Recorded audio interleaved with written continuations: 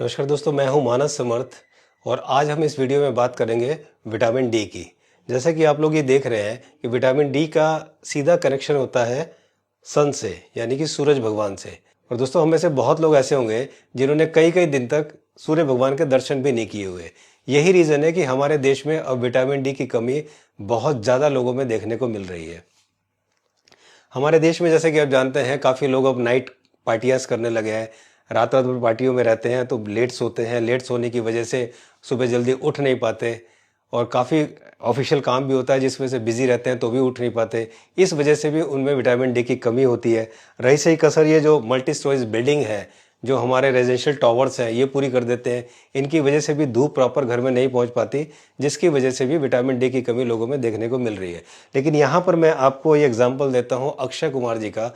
अक्षय कुमार जो कि एक बहुत फिट एंड फाइन हीरो है। और दोस्तों, अक्षय कुमार से एक बार पूछा गया कि आपके जीवन में क्या अचीवमेंट है, तो अक्षय कुमार ने बताया कि मेरा अचीवमेंट ये है कि आज तक कोई भी दिन ऐसा नहीं गया जिस दिन मैंने सूर्य के दर्शन ना किए हो, यानी कि उगता हुआ सूरज ना देखा हो। I sleep every day at around 9:30. I get up at 4 o'clock. दुनिया में मतलब मैं आपको बताऊं, एक बात बताना चाहता हूं कि मैंने ऐसा दिन कोई नहीं हुआ है मेरी जब से मैं पैदा हुआ हूं तब से आज तक कि ऐसा दिन कभी नहीं गया कि मैंने उगता सूरज नहीं देखा। I have always seen the sun. So it is nothing. This is all in your hands. Your health is in your hands. सच में ये बहुत बड़ा अचीवमेंट है और यही रीज़न है कि अक्षय कुमार इस एज में भी इतने फिट एंड फाइन है, क्योंकि वो हमेशा उगते हुए सूर्य को रोज देखते हैं। तो दोस्तों, अब हम बात करेंगे कि जो विटामिन डी है, जिसका हमारे जीवन में, हमारी बॉडी में इतना महत्व है, ये विटामिन डी बनता कैसे है। तो देखिए, विटामिन डी जो बनता है वो बनता है कोलेस्ट्रॉल से। हमारी जो स्किन होती है, स्किन के जो सेल्स होते हैं, सेल में कोलेस्ट्रॉल होता है और जब सूर्य की किरणें उस सेल में पड़ती हैं, यानी कि कोलेस्ट्रॉल को हिट करती हैं, मीन्स जब सूर्य की किरणें हमारे सेल्स को, यानी जिसमें कोलेस्ट्रॉल होता है, कोलेस्ट्रॉल को जब हिट करती हैं तो विटामिन डी बनता है। इस तरह से ये नेचुरल प्रोसेस है विटामिन डी बनने का। तो दोस्तों, अब हम जानते हैं कि विटामिन डी का एक्चुअली रोल क्या है। तो विटामिन डी जो होता है, ये इंस्ट्रक्शन देता है हमारे गट सेल्स को, ताकि वो कैल्शियम को और फास्फोरस को एब्जॉर्ब कर सके, क्योंकि ये दोनों जो है ये वो एसेंशियल मिनरल्स हैं जिनकी वजह से हमारा जो बोन्स है उसका हेल्थ और उसकी स्ट्रांगनेस, ये दोनों जो है मेंटेन होता है। तो ये काम है विटामिन डी का। तो दोस्तों, अब हम बात करेंगे कि एक्चुअली ये यूज़फुल क्यों है। ये यूज़फुल इसलिए है क्योंकि ये हमारे बोन्स के लिए, कैंसर के लिए, डिप्रेशन के लिए, डायबिटीज टाइप 2, वेट लॉस और मल्टीपल स्क्लेरोसिस के लिए बहुत ही यूज़फुल है। उसका रीज़न ये भी है कि जब भी विटामिन डी की डेफिशिएंसी होती है तो डेफिशिएंसी होते ही ये एक इम्बैलेंस क्रिएट करता है हमारे एंटीबॉडीज़ के प्रोडक्शन में। मीन्स हमारी बॉडी में जो भी एंटीबॉडीज़ का प्रोडक्शन होता है, अगर विटामिन डी की कमी होगी तो वहाँ पर ये इम्बैलेंस हो जाएगा। इसके अलावा ये जो एंटीबॉडीज़ है, ये रेस्पॉन्सिबल होती हैं हमारी इम्यूनिटी को बूस्ट करने में, हमारे बोन हेल्थ को मेंटेन करने में और अ रेंज ऑफ बायोकेमिकल रिएक्शंस जो होते हैं उनको मेंटेन करने में ये जो हमारी एंटीबॉडीज़ है ये रेस्पॉन्सिबल होती है। तो अगर ये एंटीबॉडीज़ नहीं बनेगी ठीक से तो ये सब प्रॉब्लम्स हमारी बॉडी के अंदर आएगी। उसके अलावा जो कि वेरी लॉन्ग लास्टिंग डिजीज़ है, जो कि बड़ी लंबी चलने वाली बीमारियां हैं, उनका फाउंडेशन भी इसकी प्रॉब्लम की वजह से होता है। तो ये एक सबसे बड़ी प्रॉब्लम है। इसके अलावा जैसा कि आप जानते हैं कि विटामिन डी की अगर डेफिशिएंसी किसी के अंदर होती है, कमी होती है, तो बहुत सारी उसमें प्रॉब्लम आती हैं, जैसे कि जॉइंट पेन उसको होगा और एक्सेसिव स्वेटिंग होगी, ड्राई स्किन होगा, डाइजेस्टिव प्रॉब्लम होगी उसका मूड स्विंग होगा और उसको फटीग की प्रॉब्लम होगी और बोन की प्रॉब्लम तो होनी है। उसके लिए तो कुछ कहने की बात ही नहीं है। और इसके अलावा और भी बहुत सारी दिक्कतें, जैसे कि osteoporosis, heart disease, hypertension, diabetes, cancer और फ्रैक्चर्स इन एल्डरली, जो कि बूढ़े लोग होते हैं, जो कि एजिड लोग होते हैं, उनको बहुत जल्दी फ्रैक्चर होता है अगर विटामिन डी की डेफिशिएंसी उनके अंदर है। और इन्फेक्शन बहुत जल्दी होता है। और वीक ब्रेन, अगर विटामिन डी की डेफिशिएंसी है तो आपका ब्रेन भी वीक होगा, आपके मसल्स भी वीक होंगे। तो इतनी सारी परेशानियां जो हैं वो विटामिन डी डेफिशिएंसी की वजह से होती हैं। तो दोस्तों, अब हम बात करेंगे कि अगर विटामिन डी का रेंज जो है, अगर ये लोअर रेंज में है तो आपको बोन की प्रॉब्लम होगी, अगर ये मीडियम रेंज में है तो आपको गट की प्रॉब्लम होगी, अगर ये हाई रेंज में है तो आपको टॉक्सिन की प्रॉब्लम होगी, यानी आपकी बॉडी के अंदर पॉइजन बनेगा। इसलिए हमें देखना क्या है कि मीडियम से सेटिस्फैक्ट्री रेंज होनी चाहिए, यानी कि ये जो मीडियम है इससे लेकर सेटिस्फैक्ट्री रेंज तक होनी चाहिए, यानी मीडियम और हायर के बीच में। यहाँ अगर ये रहेगा तो समझिए फिर आपको कोई प्रॉब्लम नहीं होगी और आपका ये वेल मेंटेन विटामिन डी है। तो अब हम जानते हैं कि एक्चुअली रेंज है क्या। हमारे देश के डॉक्टर जो एक्सपर्ट जो बताते हैं वो बोलते हैं कि 20 to 40 नैनोग्राम पर मिलीलीटर, अगर इतना आपका विटामिन डी है तो ये जो है इतना होना चाहिए। लेकिन जितने नेचुरोथेरेपिस्ट हैं, जितने न्यूट्रिशनिस्ट हैं और जो अच्छे साइंटिस्ट हैं, फूड टेक्नोलॉजिस्ट हैं, उनके हिसाब से, हमारे इंडिया के हिसाब से अगर हमारा विटामिन डी 24 mg पर ml से कम है तो इसको हम डेफिशिएंसी बोलते हैं, यानी कि कमी बोलते हैं। अगर ये 25 से 50 है तो हम इसको नॉर्मल बोलते हैं। अगर ये 50 से 100 है तो ये सफिशिएंट, यानी कि इतना होना चाहिए। लेकिन फिर भी हमारे जो एक्सपर्ट्स हैं, जो अच्छे एक्सपर्ट्स हैं, वो ये बताते हैं कि ये 100 से ऊपर होना चाहिए और 150 से नीचे होना चाहिए। जी हाँ दोस्तों, जो आपका विटामिन डी लेवल है, जो इसकी रेंज है, वो 100 से ऊपर होनी चाहिए और 150 से नीचे होनी चाहिए, यानी 100 से 120 130 के बीच में होना चाहिए। अगर ये इतना है तो ये सफिशिएंट वेल मेंटेन्ड है। और अगर ये 150 से ज़्यादा होता है तो फिर आपकी बॉडी में टॉक्सिन बनाएगा, यानी कि पॉइजन बनाएगा। और आप जानते हैं कि अगर हमारे बॉडी में vitamin E, vitamin A, vitamin D अगर ये ज़्यादा बना, मतलब विटामिन ई अगर ज़्यादा हुआ रेंज से ज़्यादा तो भी, विटामिन ए ज़्यादा हुआ तो भी, और विटामिन डी ज़्यादा हुआ तो भी, अगर ये तीनों रेंज से ज़्यादा हुए तो फिर ये हमारी बॉडी में फ़ायदा नहीं करते बल्कि नुकसान पहुंचाते हैं। हमारी बॉडी में टॉक्सिन बनाते हैं, हमारी बॉडी में पॉइजन बनाते हैं। और जब ये लोग टॉक्सिन बनाते हैं तो क्या होता है, नौजिया की प्रॉब्लम होती है, वोमिटिंग होती है, बोन स्पर होता है यानी कि हड्डी बढ़ती है, स्टोन की प्रॉब्लम होती है, ulcer, sunburn, eye damage, ageing skin, heat stroke और स्किन कैंसर।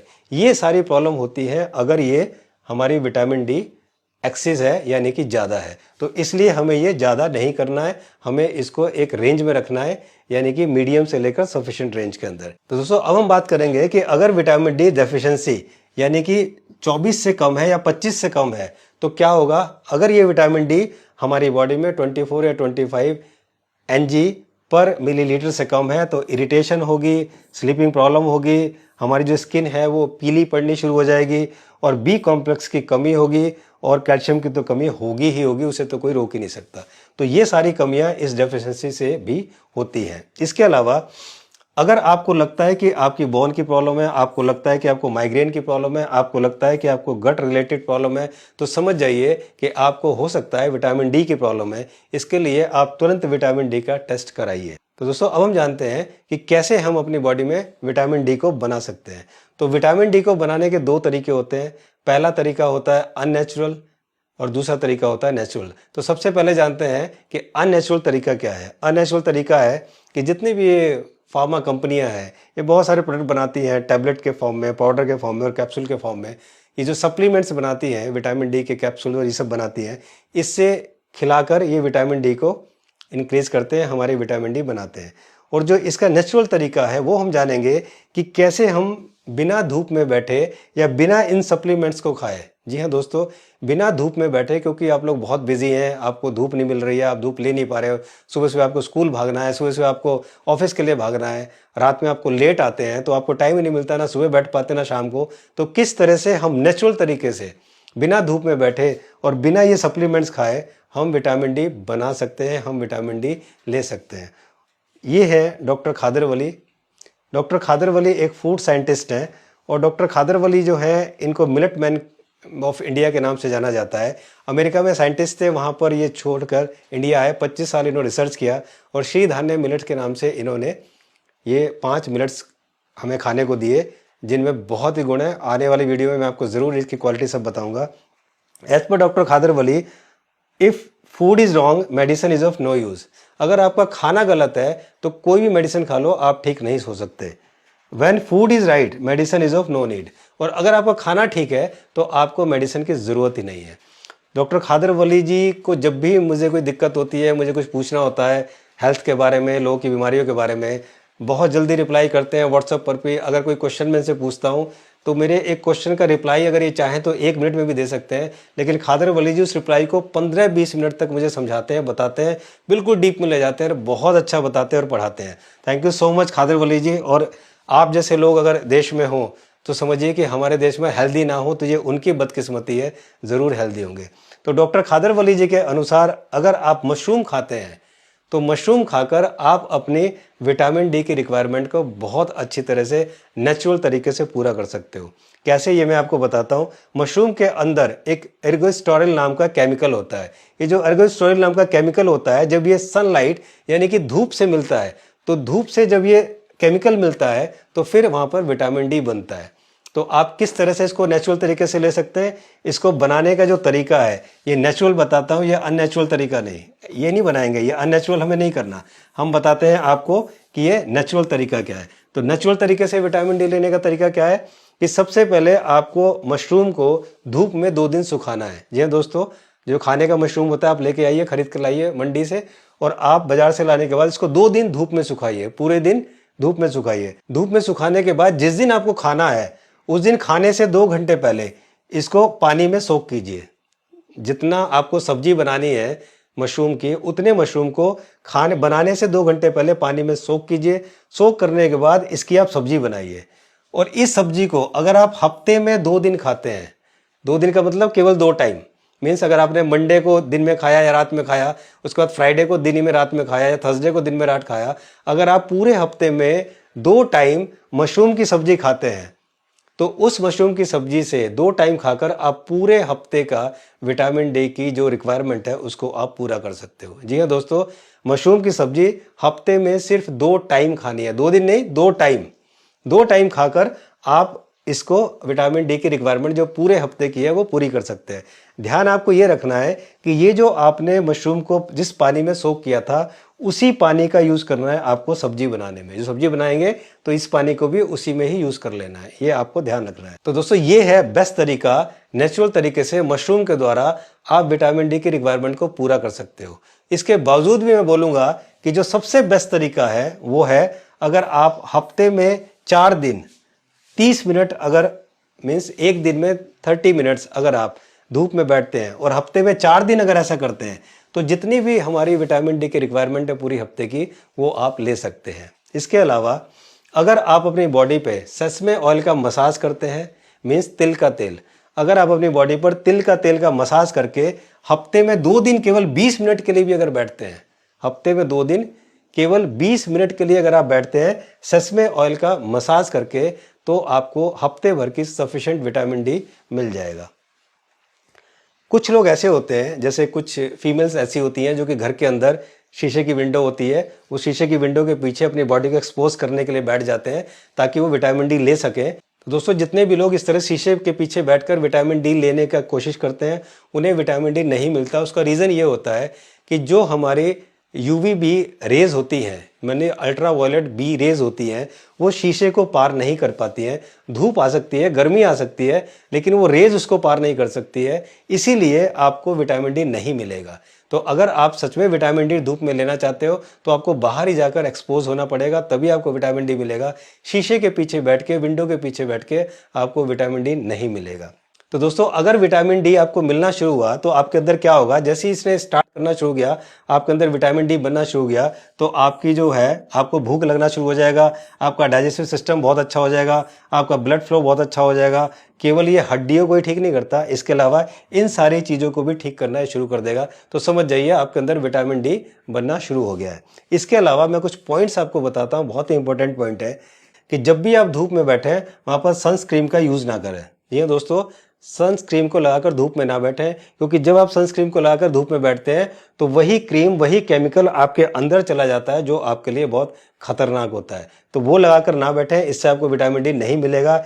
इसके अलावा कोशिश कीजिए कि जब भी आप धूप में बैठें तो अपने पेट और अपनी बैक, इन दोनों को पूरा एक्सपोज कीजिए, इनके ऊपर कपड़ा ना हो, क्योंकि यहीं से आपको बहुत ज़्यादा विटामिन डी मिलती है। तो ये आपका एक्सपोज होना, पेट और पीठ आपका एक्सपोज होना बहुत ज़रूरी है। इसके अलावा जिस ऑर्गन में आपको प्रॉब्लम है, सपोज आपके चेस्ट में प्रॉब्लम है तो उसको ज़्यादा एक्सपोज करें धूप में। आपके यहाँ पर प्रॉब्लम है तो आप इसको ज़्यादा एक्सपोज करें। जिस ऑर्गन में आपको प्रॉब्लम है उसको ज़्यादा आप एक्सपोज करें। उसके अलावा जो ये विटामिन D3 होता है, मीन्स विटामिन डी जो होता है, ये ऑयल सोल्यूबल होता है।